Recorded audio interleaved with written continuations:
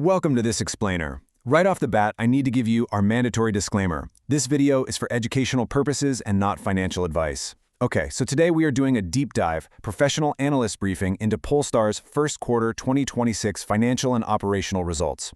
If you're an institutional stakeholder, an investor, or honestly just someone deeply fascinated by the complex financial mechanics of the EV industry, you are exactly in the right place. We're going to unpack the raw data, look at their balance sheet restructuring, and map out the strategic game plan directly from management. Here's our agenda for today. First, core financials. Second, the GAAP to non-GAAP reconciliation. Third, leaner operations. Fourth, retail expansion and the model timeline. And finally, number 5, capital structure and liquidity. All right, let's jump straight into Section 1, Core Financials. So the headline revenue for the quarter sits at $633 million. On the surface, that looks like a very modest 0.2% growth compared to the $632 million reported in Q1 2025. But under the hood, it's a real tug-of-war. This revenue was propped up by higher overall vehicle volumes and a positive foreign exchange impact. Basically, the pound sterling and euro move favorably against the US dollar. But those tailwinds were almost totally wiped out by significant pricing pressure across the broader market. There was also a shift in the product mix. They sold fewer Polestar 3 cars but more Polestar 4s, and a pretty noticeable drop in carbon credit sales, which fell from $29 million down to $21 million in this period. Looking at the actual volume, Polestar delivered 13,126 retail sales globally. That's a solid 7% year-over-year increase from Q1 2025. This volume growth is basically the engine keeping the top line stable, driven by their ongoing retail expansion and some serious sales momentum for the Polestar 4. But, catch this, there was a 92% surge in external vehicles sold with repurchase obligations, bumping up to 350 units. Management chalks this up to targeted commercial activity in the German market. It's a critical strategic lever, and honestly, one we need to monitor very closely to gauge the overall health of their volume. And that brings us to the real central tension of this quarter. While Polestar barely managed to keep revenue in the green with that 0.2% bump, their profitability took a massive hit. The net loss widened substantially to $383 million. For context, they lost $166 million in the exact same period last year.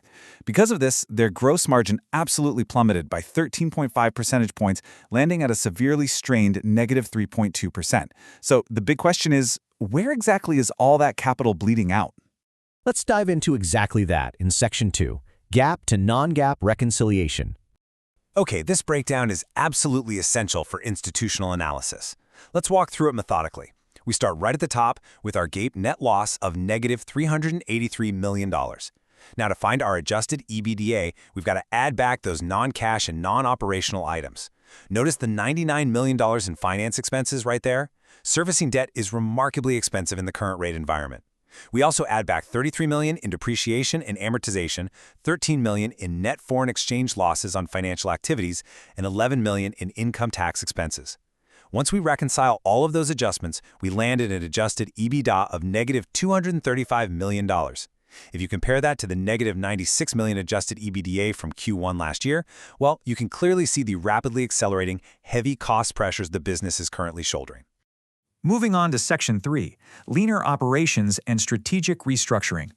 CEO Michael O'Scheller actually addressed these financial realities head-on. He stated, "We are accelerating efforts to adjust our business model, become leaner, and improve manufacturing efficiencies." Look, management is acutely aware that their current cost base is just completely unsustainable against their top-line growth rate. This isn't just about, trimming some fat around the edges. This signals a highly aggressive strategic shift to fundamentally restructure their operations, streamline manufacturing, and survive in a fiercely competitive global landscape. And the urgency behind this restructuring is glaringly obvious. Polestar is finding severe market headwinds that are actively offsetting all of their cost reduction efforts. They're dealing with intensified global EV competition, which inevitably forces those heavy pricing pressures we talked about. On top of that, they're facing complex, evolving EU and US tariffs. They also took a significant hit from negative foreign exchange movements, specifically the Chinese yuan, impacting their operating and financing liabilities.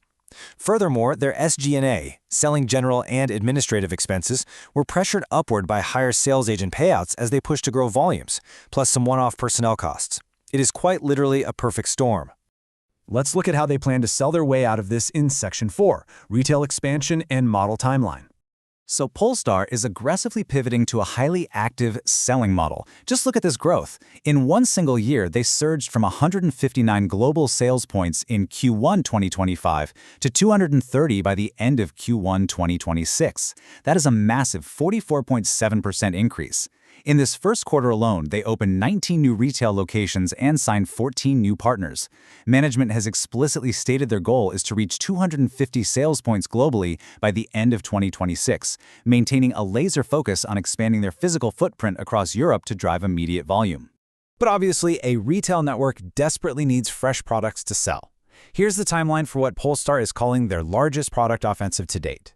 In the latter part of this year, late 2026, we're going to see deliveries begin for a new Polestar 4 variant. Moving into early 2027, they'll launch the all-new Polestar 2 successor. And in 2028, they plan to drop the Polestar 7 compact SUV. Crucially, as they roll out these models to target wider, far more profitable segments, they are also shifting their manufacturing footprint. Production of the Polestar 7 is planned specifically for Europe.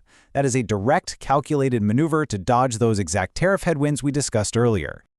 Let's wrap up with the most critical piece of the puzzle.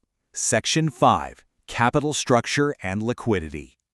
As of the end of Q1 2026, Polestar reported a cash position of $676 million. Now that is down sharply from the $1.159 billion they held just a few months prior at the end of December 2025. It's a substantial drop in baseline liquidity. It was primarily driven by the adjusted EBITDA losses we calculated earlier, a net negative movement in working capital, mostly because they had to spend cash to settle payables, and the net repayment of various financing facilities. To make sure they actually have the runway to execute this aggressive business plan, management orchestrated an incredibly intricate, multi-pronged financial restructuring in the first quarter. Let's break it down. Step 1. They successfully renewed over $1.4 billion in loan facilities, which includes a €400 million green trade finance facility. Step 2. They brought in $700 million in fresh equity from financial institutions. And Step 3, perhaps the absolute most critical move for deleveraging their balance sheet.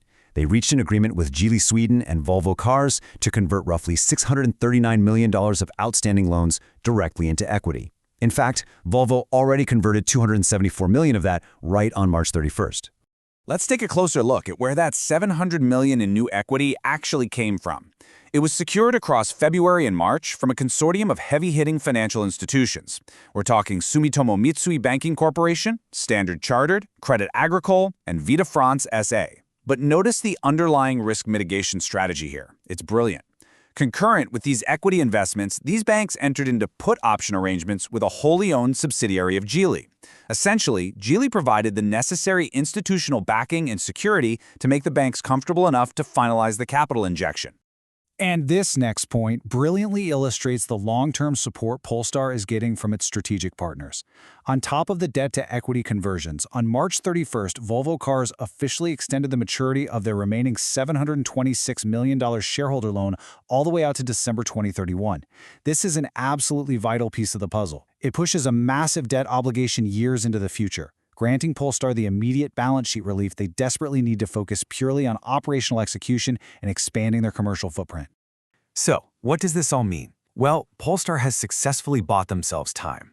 They've restructured their debt, secured new equity, and pushed back loan maturities. But the ultimate question for investors remains: can management's pivot toward leaner operations, combined with an aggressive physical retail expansion and the launch of higher-margin models, actually outpace the severe market headwinds of tariffs and pricing pressure before they burn through this newly secured capital? The race is officially on, and the next few quarters of execution are going to be very telling. Like and subscribe for more videos.